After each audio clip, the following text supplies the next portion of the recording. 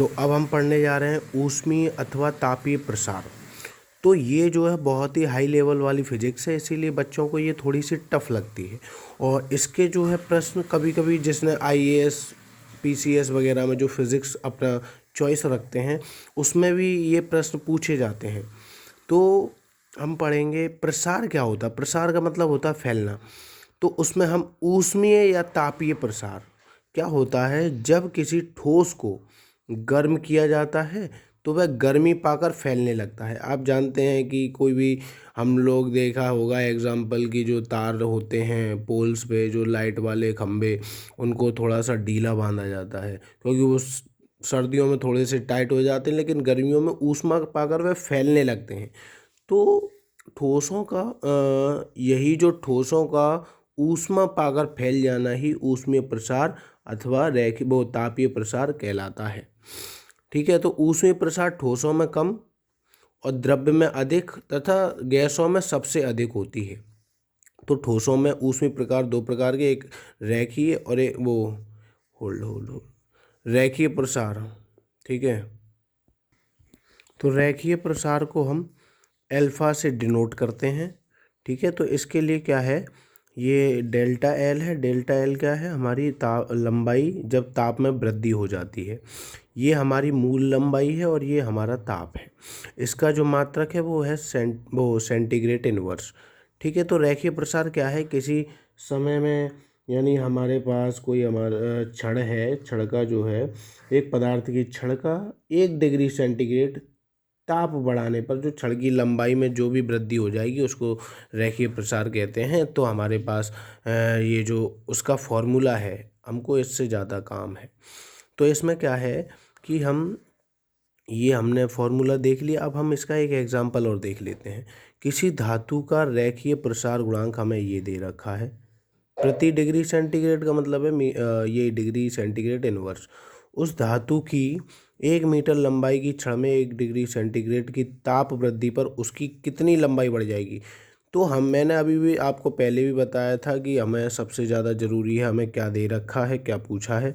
तो हमें ये रैखिक प्रसार गुणांक यानी हमें ये अल्फ़ा दे रखा है, जिसका मात्रक ये है, लंबाई दे रखी है 1 मीटर। ठीक है, और ये हमें ताप दे रखा है और हमें उसकी कितनी क्या ज्ञात करनी है, ताप वृद्धि पर कितनी लंबाई बढ़ गई, तो डेल्टा एल ज्ञात करनी है। ये मैंने आपको यहाँ बता दिया। ठीक है, तो अब हम क्या करेंगे, अल्फा बराबर ये फॉर्मूला होता है। ठीक है, तो हमें निकालना है डेल्टा एल। तो ये जो बटे में है सब बराबर में गुणा में चले जाएंगे। तो हमारे पास डेल्टा एल बराबर आ जाएगा अल्फ़ा एल नॉट और डेल्टा टी। तो हमें ये अल्फ़ा दे रखा है मल्टीप्लाई बाई 1। 1 क्या है, 1 मीटर लंबाई और 1 डिग्री सेंटीग्रेड ताप। जब इसका मल्टीप्लाई करेंगे तो ये आएगा। माइनस की पावर है तो आप जानते हैं पॉइंट इधर बढ़ाएंगे जीरो लगा के, तो ये हमारे पास आ गया आंसर। ठीक है, तो ये बहुत ही सरल है, लेकिन धीरे धीरे हम ऐसे ही सीखेंगे, ताकि एकदम से आप अगर सीखोगे तो आपको ना तो वो ही आ पाएगा ना ये आ पाएगा। ठीक है, तो अब हम आगे देखते हैं ठोसों में क्षेत्रीय प्रसार कैसे होता है। ठीक है,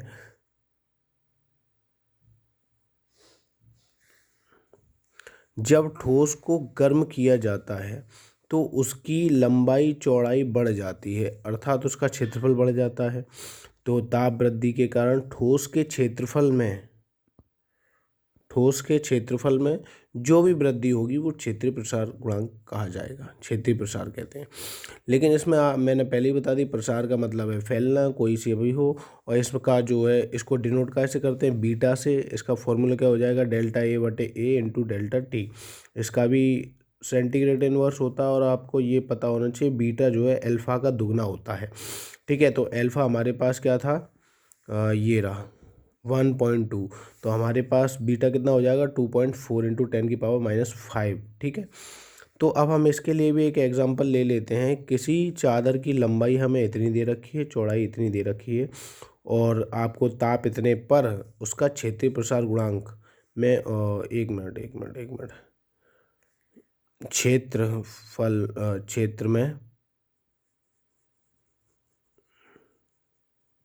क्षेत्रफल में हुई वृद्धि बतानी है आपको। ठीक है, यदि हमारे पास बीटा ये दे रखा हो तो तो हमें निकालना क्या है वो सब लिखेंगे और जो दे रखा है वो भी लिखेंगे। तो हमें लंबाई दे रखी है, चौड़ाई दे रखी है और ये टी दे रखा है और हमें डेल्टा ए निकालना है। बीटा हमारे पास ये है ये। तो हम जानते हैं चादर का क्षेत्रफल कितना हो जाएगा, क्योंकि ये एक वर्गाकार के हिसाब से है। ठीक है, तो लंबाई भी 2 और चौड़ाई भी 2। अगर हम आयत के हिसाब से करें तो ये, और वर्गाकार आप जानते हो ए स्क्वायर, तब भी 2 इंटू 2 4 ही आएगा। ठीक है, तो ये हो गया हमारा।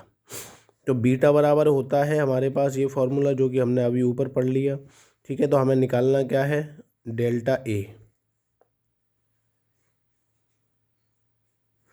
और वैसे कभी कभी इस डेल्टा का मतलब डिफरेंस भी होता है, कभी कभी 2 दे रखे होते हैं तो A2 माइनस A1 भी रखते हैं।